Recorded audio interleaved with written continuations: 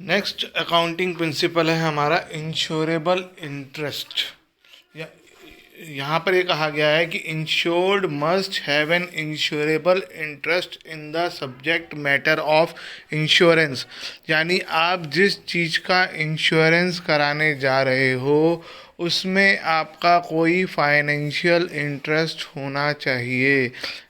जैसे कार का इंश्योरेंस हो सकता है, तो ऐसा नहीं है कि आप अपने क्या कहते हैं कोई नेबर की कार का इंश्योरेंस करा दो या अपने दोस्त की कार का इंश्योरेंस करा दो।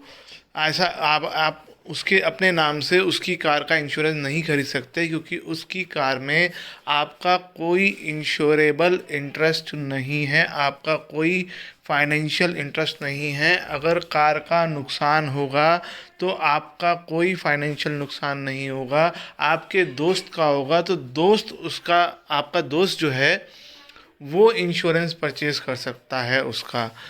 इसी तरीके से हर चीज़ में यही चीज़ लागू होती है, चाहे वो किसी के लाइफ की बात हो चाहे किसी एसेट की बात हो। हाँ, अगर आपने अपने फ्रेंड को वो कार परचेज करने के लिए लोन दिया है तो आप उसका इंश्योरेंस जो है ख़रीद सकते हैं, क्योंकि ऐसे में कार आपके पैसों से आई है और आपका उसमें फाइनेंशियल इंटरेस्ट है। तो ऐसे में ये काम करते हैं जब बैंक वाले घर बनाने के लिए लोन देते हैं, कार लेने के लिए लोन देते हैं, तो वो इंश्योरेंस एसेट का अपने नाम से खरीद सकते हैं, क्योंकि उस एसेट में उनका इंश्योरेबल इंटरेस्ट है। One fundamental fact of this principle is that it is not the house, ship, machinery, potential liability of the life that is insured. हम किसी घर को इंश्योर नहीं कर रहे हैं, किसी शिप को, किसी एसेट को, किसी की लाइफ को इंश्योर नहीं कर रहे हैं। हम एक्चुअली पेक्यूनरी इंटरेस्ट, पेक्यूनरी का मतलब related to money, financial interest of the insured in them insured करते हैं। ये इसमें ये कॉन्सेप्ट लगता है कि हम एक्चुअल में कार का इंश्योरेंस नहीं कर रहे हैं, हम उस कार में मेरा क्या फाइनेंशियल इंटरेस्ट है हम उसको इंश्योर कर रहे हैं। तो इंश्योरेंस वही ले सकता है जिसका उस पर्टिकुलर एसेट में या किसी की लाइफ में कोई फाइनेंशियल इंटरेस्ट हो। यानी ऐसा नहीं है कि मैं राह चलते आदमी का किसी का भी इंश्योरेंस करा दूं। मैं अपनी लाइफ, एक पर्सन अपनी लाइफ का, अपने वाइफ का और यानी अपने स्पाउस का, अगर लेडी है तो अपने हस्बैंड का कराएगी, अपने बच्चों का इंश्योरेंस करा सकते हैं। इवन कोई भी अपने पेरेंट्स का भी इंश्योरेंस नहीं करा सकता। लेकिन कोई भी पर्सन अपने डेटर्स का इंश्योरेंस करा सकता है, क्योंकि डेटर से उसे पैसे लेने हैं, क्रेडिटर्स का नहीं करा सकता, क्रेडिटर हमारा कराएंगे।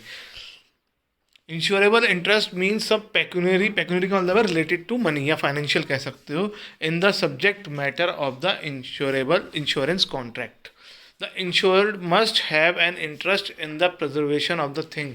वो चीज़ जिंदा रहे, वो चीज़ चोरी ना हो, उसमें कोई ना कोई इंटरेस्ट उसका होना चाहिए, so that she will or he will suffer financially on the happening of the event against which he or she is insured. वो इवेंट होने पर उसे फाइनेंशियली नुकसान हो, उसे दुख हो, तभी वो उस चीज़ का इंश्योरेंस करा सकता है। In case of insurance of property, insurable interest of the insured in the subject matter of the insurance must exist at the time of happening of the event। इसका कहने का मतलब ये हुआ कि जब भी आप किसी प्रॉपर्टी का इंश्योरेंस कराओगे, किसी एसेट का इंश्योरेंस कराओगे, तो हमेशा इवेंट जब हो रही है, यानी आग लग रही है, चोरी हो रही है, उस एक्सीडेंट हो रहा है, उस टाइम पर आपका उसमें इंश्योरेबल इंटरेस्ट होना ज़रूरी है। फॉर एग्ज़ाम्पल, आपने घर का इंश्योरेंस करवाया और वो घर बेच दिया, अब वो घर जो है अर्थक्वेक की वजह से डैमेज हो गया, तो क्योंकि वो घर अब आपका नहीं है तो आप इंश्योरेंस कंपनी से इंश्योरेंस क्लेम नहीं कर सकते, क्योंकि इवेंट के टाइम वो घर आपका नहीं है। हाँ, इंश्योरेंस लेते वक्त था, लेकिन इवेंट के टाइम वो आपका नहीं है, तो आपका उसमें कोई इंश्योरेबल इंटरेस्ट नहीं हुआ। और इसमें उल्टा भी हो सकता है कि आप किसी ने इंश्योरेंस कराया 1 साल का, 20 में वो कार आपको बेच दी, 20 साल में 1 साल का इंश्योरेंस कराया और 6 महीने बाद आपको बेच दी। अब क्योंकि आपका इंश्योरेबल इंटरेस्ट है उस कार में, तो इंश्योरेंस कंपनी आपको पे करेगी उसका जो भी कंपनसेशन होगा। In order to name insurable interest, it is not necessary that one should be the owner of the property. जैसा मैंने आपको कई एग्जांपल दिए कि इंश्योरेबल इंटरेस्ट होने के लिए ओनर होना ज़रूरी नहीं है। जैसे मैंने अगर किसी को उधार दिया है सामान खरीदने के लिए, तो उस सामान में मेरा इंश्योरेबल इंटरेस्ट होगा।